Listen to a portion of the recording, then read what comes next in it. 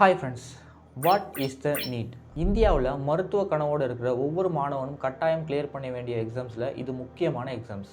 இந்த நீட் எக்ஸாம்னா என்ன, இதில் என்ன மாதிரியான ரெஸ்ட்ரிக்ஷன்ஸ் இருக்குது அப்படிங்கிறத பற்றி இந்த வீடியோவில் ஃபுல்லாக பார்க்கலாம். நீட் அப்படிங்கிறதோட முழு விளக்கம் என்னென்னு பார்த்தீங்கன்னா, national eligibility come entrance test. இந்தியாவில் மருத்துவ கனவோடு இருக்க மாணவர்கள் அதிகாரப்பூர்வமாக உள்நுழையக்கூடிய ஒரு முக்கிய தேர்வு தான் இந்த நீட் எக்ஸாம்.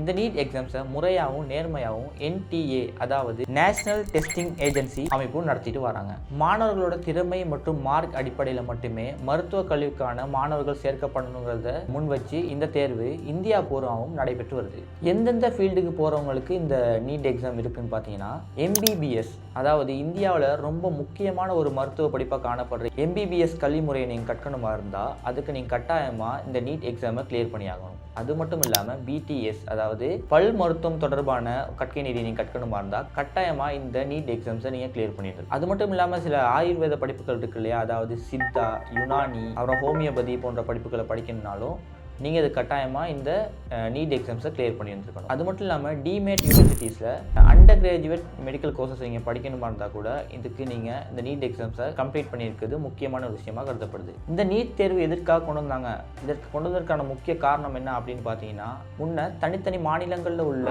ஒவ்வொரு கல்லூரிகள்லையும் தனிப்பட்ட முறையில் இந்த மருத்துவ சேர்க்கைக்கான எக்ஸாம்ஸ் நடந்துக்கிட்டு இருந்துச்சு. இது மாணவர்களுக்கு இடையில் ஒரு குழப்பத்தை ஏற்படுத்துது, சரியான முறையில் நடைபெறலை அப்படிங்கிற ஒரு காரணத்தை முன்வைத்து திறமையின் அடிப்படையில் மாணவர்கள் மருத்துவ கல்விக்கு உள்வாங்கப்படணும் அப்படிங்கிற ஒரு காரணத்தை முன் வச்சு இந்த நீட் எக்ஸாம் இந்தியா பூரா நடைபெற்றுட்டு வருது.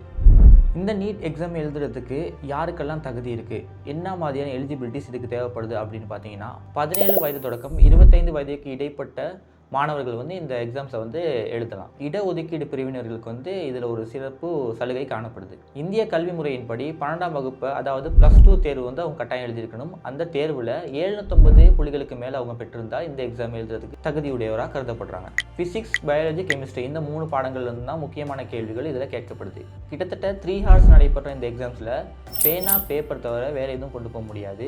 அது மட்டும் இல்லாமல் MCQ கொஷின்ஸ் தான் ஃபுல்லாக கேட்கப்படும். இந்த கேள்விகளுக்கு சரியான முறையில் விடையளிக்கிறது மூலமாக இந்த எக்ஸாம்ஸை கம்ப்ளீட் பண்ண முடியும்.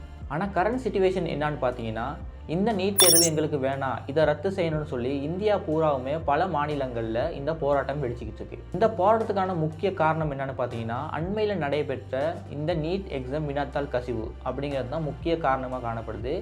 இதற்கு அண்மையில் இந்திய பிரதமர் மோடி அவர்கள் ஒரு காணொலி வெளியிட்டிருந்தார். இந்த வினாத்தாள் கசிவு விரைவில் சரி செய்யப்பட்டு இதற்கான தீர்வு வழங்கப்படும் அப்படின்ட்டு.